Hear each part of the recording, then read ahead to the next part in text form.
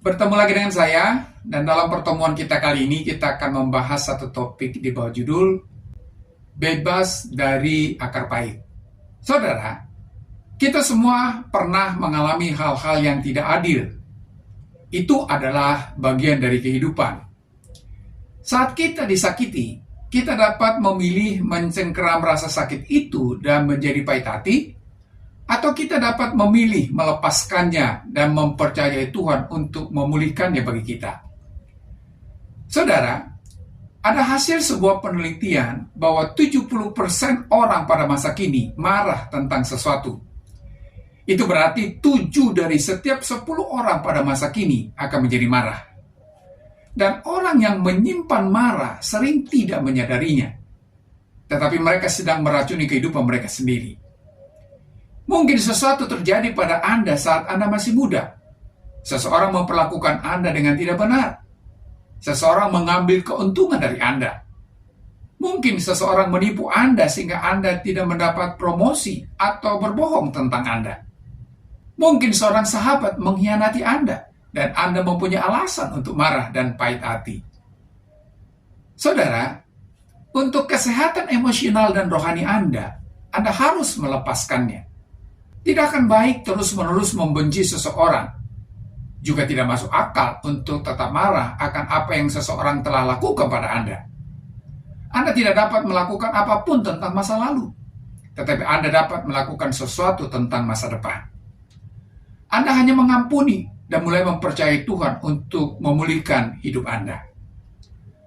Saudara, firman Tuhan berkata, agar jangan tumbuh akar yang pahit yang menimbulkan kerusuhan dan yang mencemarkan banyak orang. Perhatikanlah, kepahitan digambarkan sebagai suatu akar. Anda tidak dapat melihat akar. Akar tersebut berada jauh di dalam tanah.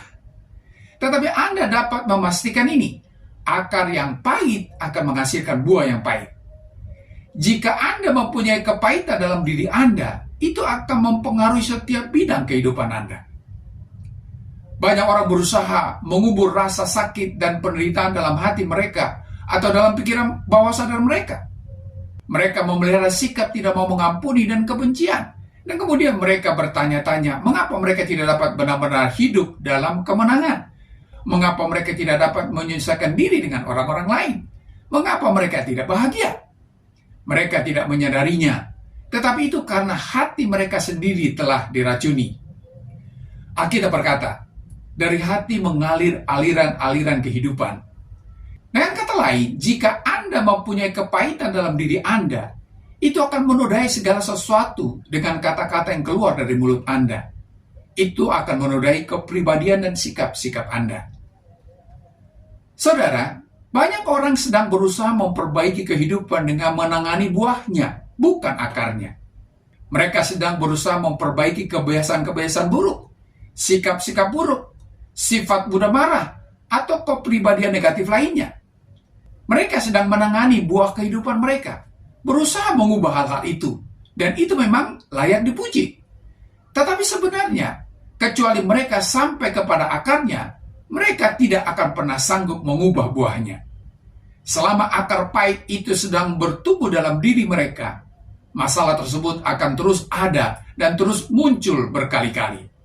Saudara, Anda harus masuk lebih dalam lagi.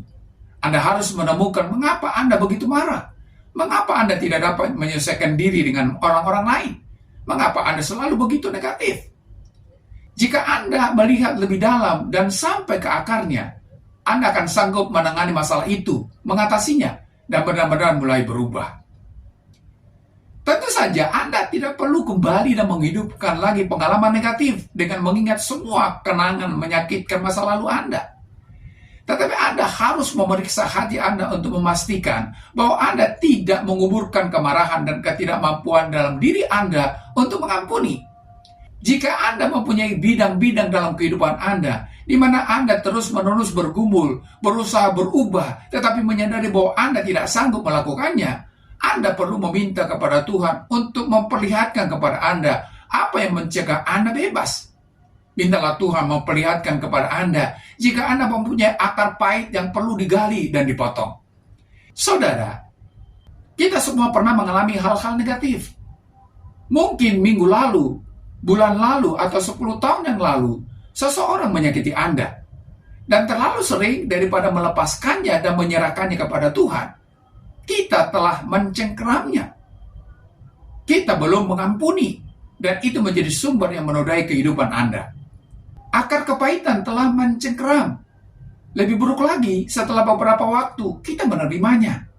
Kita memberikan kesempatan dalam hati kita pada kepahitan itu. Kita belajar hidup bersamanya. Saudara, Anda perlu menyingkirkan racun yang sedang mencemari kehidupan Anda itu.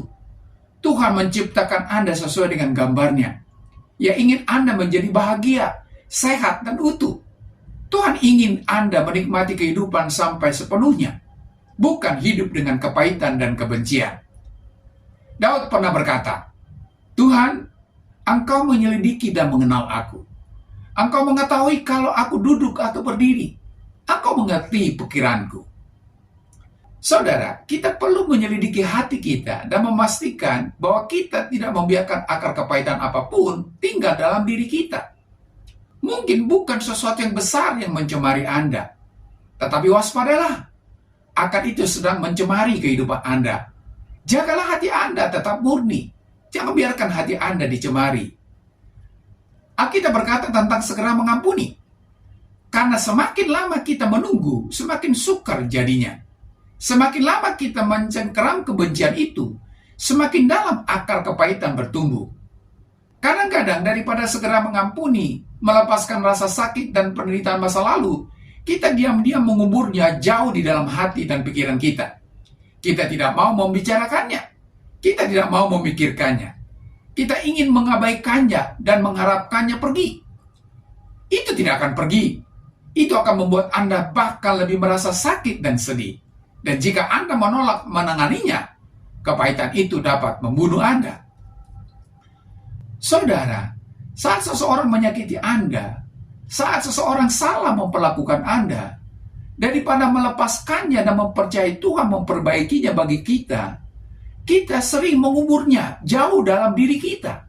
Kita berusaha memelihara ketidaksediaan mengampuni, kebencian, kemarahan, dan tanggapan-tanggapan menghancurkan lainnya dalam wadah-wadah anti bocor kita. Kita penutupnya rapat-rapat.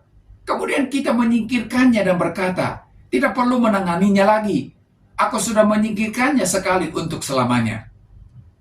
Tetapi sayangnya, tepat seperti sampah beracun, cenderung muncul ke permukaan. Suatu hari, hal-hal yang telah Anda masukkan ke dalam pikiran bawah sadar Anda, atau Anda kuburkan jauh di dalam lubuk hati Anda, akan muncul ke permukaan dan mulai mencemari kehidupan Anda. Hadapilah itu. Anda tidak cukup kuat menampung racun dalam kehidupan Anda.